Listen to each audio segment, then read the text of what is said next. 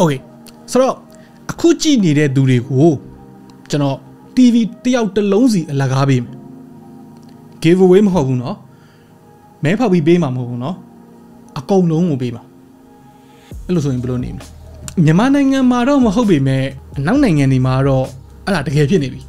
ကျွန်တော်ပေးတာတော့မဟုတ်ဘူးပေါ့เนาะကုမ္ပဏီတစ်ခုကပေးတာပေါ့ဘာဖြစ်လို့ TV တစ်လုံးကိုအလကားပေးနိုင်ရတာလဲကိုရီးယားဘာပြန်လုပ်ပေးရမှာလဲအဲ့ဒါနဲ့ပတ်သက်ပြီးတော့ဒီနေ့မှာစကားလေးနဲ့ပြောအောင် Okay TBH ဆက်နေကြိုးဆိုပါတယ်ကျွန်တော်ရဲ့ data တွေကရွှေထက်တန်မိုးရှိတယ်လို့ပြောလို့ရှိရင်ခင်ဗျားတို့လက်ခံခြင်းမှလက်ခံလိမ့်မယ်ဒါပေမဲ့တကယ်တမ်းမှာကဒီ Google တို့ Meta တို့လိုမျိုး data ကျချမ်းသာပါတယ်ဆိုတဲ့ company တွေကကျွန်တော်တို့ရဲ့ data တွေကိုသုံးပြီးတော့ချမ်းသာသွားတာအဲ့ဒီ company တွေအတွက်က data ကတကယ်တန်မိုးရှိတယ်တကယ်လည်းအဆက်မပြတ်လိုအပ်နေတဲ့အရာတစ်ခုဖြစ်တယ်ဆိုတော့ data ရဖို့အတွက်ကိုထူးဆန်းဆန်းနေလောက်ကြတာလဲအခုခေတ်မှာအရင်မထူးဆန်းတော့ဘူးပေါ့နော်ဆိုတော့အခုဒီ Tele ဆိုတဲ့ startup company အသေးလေးတစ်ခုကနောက်ထပ်တစ်မျိုးအဆန်းထွင်ပြီးတော့ data တွေယူဖို့စူးစမ်းလာတယ်အဲ့ဒီ company ရဲ့အကြံကတော်တော်လေးတော့မိုက်တယ်သူက smart TV ပေါင်း9သိန်းကိုအလကားပေးပြမယ်အဲ့ဒီ TV ရဲ့အောက်မှာတွဲလျက်ပါတဲ့6လက်မရှိတဲ့ secondary display နဲ့ကြော်ညာတွေကိုတောက်လျှောက်ထိုင်ပြဖို့လုပ်ထားတယ်သူတို့ပေးမဲ့ဒီ TV က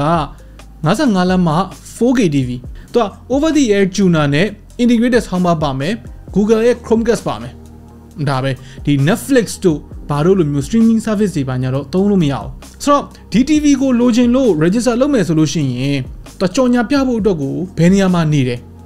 ခင်ဗျားနာမည်ကဘယ်လိုခေါ်တယ် email address ကပါလဲကိုယ့်ရဲ့ phone number ကိုယ့်ရဲ့ zip code ကိုယ့်ရဲ့ gender ကိုယ့်ရဲ့ ethnicity ကိုကဘာလူမျိုးလဲဘာတွေကြည့်တတ်လဲဘာတွေစိတ်ဝင်စားတယ်အဲ့ဒီ data တွေအကုန်လုံးကိုကောက်ထားမယ်တော်တော်လေးကို sensitive ဖြစ်တဲ့ information တွေအပြင်ကိုယ့်ရဲ့ sex life ကိုယ့်ရဲ့ဒီ sexual orientation ပေါ့နော်ခင်ဗျား gay လားခင်ဗျား bi လားအစရှိသဖြင့်နေရောပြီးတော့ cultural social identity ပြောရမယ်ဆိုလို့ရှိရင်ခင်ဗျား Man U fan လား RE fan လား Chelsea ပရိသတ်လားနော်ပြီးတော့ဘယ်အားကစားကိုလောက်ရတာသဘောကျတယ်ဆိုတာတွေကိုယ့်ရဲ့ policy stats တွေကိုပါဖြည့်ခိုင်းတယ်ဆိုတော့သူတို့ရဲ့ယူတဲ့ data တွေကတော်တော်ဆိုးဆိုးပဲမပြီးသေးဘူးနော်အဲ့လို data တွေယူလိုက်ရုံနဲ့ပြီးသွားမယ်မမှန်နဲ့သူတို့ရဲ့ TV ရှေ့မှာသူတို့က sensor နဲ့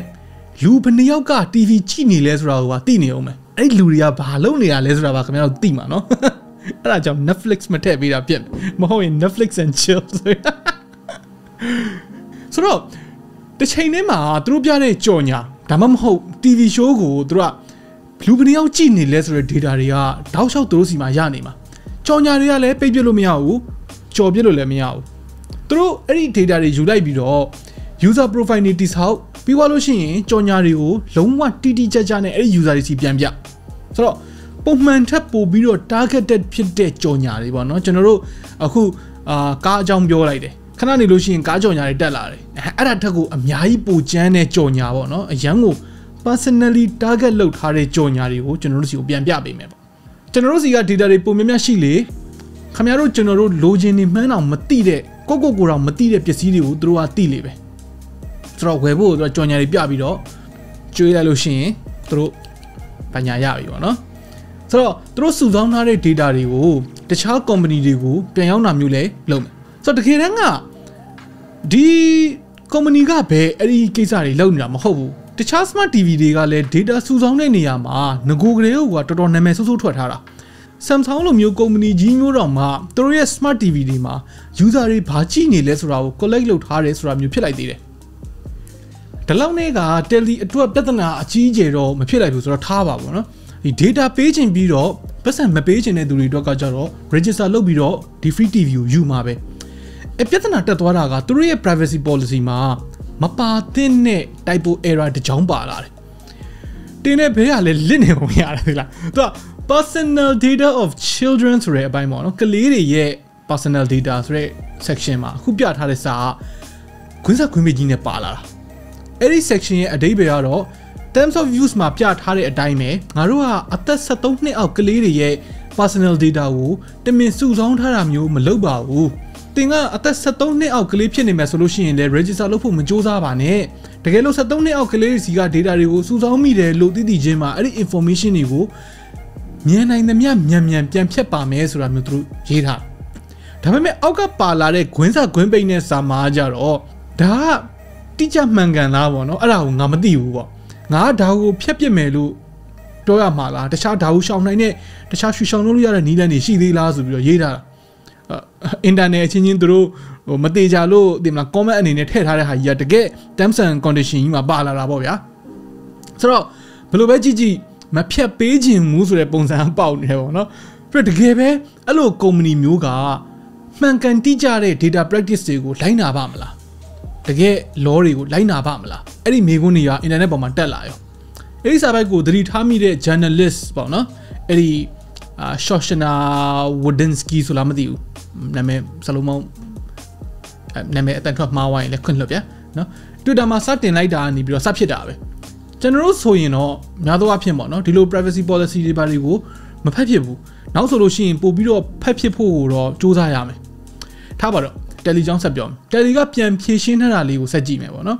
အဲ့ဒီသတင်းတက်လာလို့ဒီ media တွေကနေဆက်သွယ်ပြီးတော့တိတ်မကြခင်မှာပဲဒီ privacy policy တွေကနေပြီးတော့အဲ့ session ကိုဖြုတ်သွားတယ် Tele ရဲ့ဒီ chief strategy officer က email တစ်ခုမှာတော့ပြန်တော့ဖြည့်ရှင်းထားတယ်ပေါ့နော် upload လုပ်နေတဲ့နေရာမှာ final version ကိုမတင်မိဘဲနဲ့အရင် version အဟောင်း old draft ကိုမှတင်မိသွားတာပါပေါ့တကယ်တော့သူတို့ developer team အနေနဲ့တကယ်လို့များအသက်73နှစ်အောက်ကလေးတွေရဲ့ data ကို collect လုပ်မိတယ်လို့သိလို့ရှိရင်အချိန်ဘယ်လောက်အတွင်းမှာဖျက်ရမယ်ဆိုတာကိုမတေချာတဲ့အတွက် as quickly as possible ပေါ့နော်မြန်နိုင်တယ်များမြန်အောင်ဖျက်ပေးပါမယ်လို့ရေးလိုက်ပြီးတော့မှအဲ့ဒီတိုင်းအဆင်ပြေရဲ့လားဆိုတာမျိုးဒီကွင်းဆက်ကွင်းမိတ်နဲ့ပြန်ထည့်ထားတာပါပေါ့ဆိုတော့ဒီဖြစ်ရက်ကိုကြည့်လိုက်မယ်ဆိုလို့ရှိရင်တို့ပြန်ပြေးရှင်းထားတာလည်းဟုတ်ချင်လည်းဟုတ်မယ်ပေါ့နော်ဟုတ်ချင်မှလည်းဟုတ်မယ်ပေါ့ဒါပေမဲ့ဘာပဲဖြစ်ဖြစ်တို့တောင်းထားတဲ့ data အချက်လက်တွေကတော်တော်ဆိုးဆိုးဝါးတွေဆိုတော့ company ကြီးတွေရော company ပေါက်စားတွေကရောရရင်ရတယ်လို့ကျွန်တော်တို့ရဲ့ data တွေကိုအမဲဖြတ်တယ်လို့လိုက်ဖြတ်နေကြတာအဲ့ဒါလေးကတော်တော်လေးသိတာတယ်ပေါ့နော်ဒီလိုသာမှားမတင်ခဲ့ဘူးတခြားသူတွေကလည်းမသိလိုက်ဘူးဆိုလို့ရှိရင် sensitive information တွေကိုပါအများကြီးယူထားတာကိုလည်းသတိထားမိမှာမဟုတ်ဘူးနောက်ဆိုလို့ရှိရင် data privacy နဲ့ပတ်သက်ပြီးတော့လူတွေကဒီထက်ပိုပြီးတော့သတိထားရမယ့်သဘောမှရှိတယ်ကျွန်တော်တို့လည်း user agreement တွေ privacy policy တွေအဲ့ဒါတွေကို like ဖတ်ကြည့်တဲ့အကျင့်တော့လုပ်ထားတာမျိုးလိုကောင်းလိုလာလိမ့်မယ်ဆိုတော့ခင်ဗျားတို့ရောဒီ data privacy ကိုအရေးကြီးတယ်လို့ထင်လားဒါမှမဟုတ်ဒီလိုနိုင်ငံမျိုးမှာပေါ့နော်ဒီ paper click အရန်နေတဲ့နေရာမျိုးမှာဘာပဲဖြစ်ဖြစ်တိတ်မထူးဘူးလို့ထင်လားပြီးတော့ကျွန်တော်personally မေးချင်တဲ့မေးခွန်းလေးတွေအများကြီးရှိတယ်ပေါ့နော်အဲ့အောက်က display ကိုရီးယားအဝိစာနဲ့အုပ်ထားလိုက်လို့ရှိရင်ရောမမြင်ရတော့ဘူးလေသူတို့အဲ့ဒါကိုသိမှာလားဒါကို hardware အရာပဲဖြစ်ဖြစ် software အရာပဲဖြစ်ဖြစ်ကြော်ညာမတက်အောင်လုပ်လို့ရမလားပြီးတော့နောက်တစ်ခုရှိသေးတယ် तू ကဒီ terms and condition တွေကိုလက်ခံထားပြီးပြီပေါ့နော်လက်ခံထားပြီးလို့ကိုက data ကိုဆက်ကို data ကိုဆက်မရောင်းကျင်တော့ပါဘူးကိုယ့်ရဲ့ privacy ကိုချိုးဖောက်လာတယ်လို့ခံစားရပါတယ်လို့တစ်ချက်တစ်ချိန်ချိန်မှာထင်လာလို့ရှိရင်ဒီ contract ကိုဖျက်သိမ်းနေတယ်ဆိုလို့ရှိရင် TV ကိုပြန်ပေးရမယ်ဒါမှမဟုတ်ဒေါ်လာ900ပေးရဆိုတော့အဲ့ဒီ TV ကိုအလကားယူသွားတဲ့ထဲကဘယ်နှယောက်လောက်ကဒါကိုမခံနိုင်တော့ဘူးပတ်စံမဲ့ပေးလိုက်တော့မယ်အဲ့လိုဖြစ်သွားလိမ့်မယ်လို့ထင်တယ်လေခမည်းတော်သာဆိုလို့ရှိရင်ရောကိုယ့်ရဲ့ data ကို TV တစ်လုံးနဲ့လဲဖို့အတွက်အစင်းသင်းဖြစ်သလားအောက်က comment တွေမှာဝင်ရောက်ဆွေးနွေးညှိနှိုင်းလို့ရပါတယ် okay နောက်နေ့မှတွေ့တာပေါ့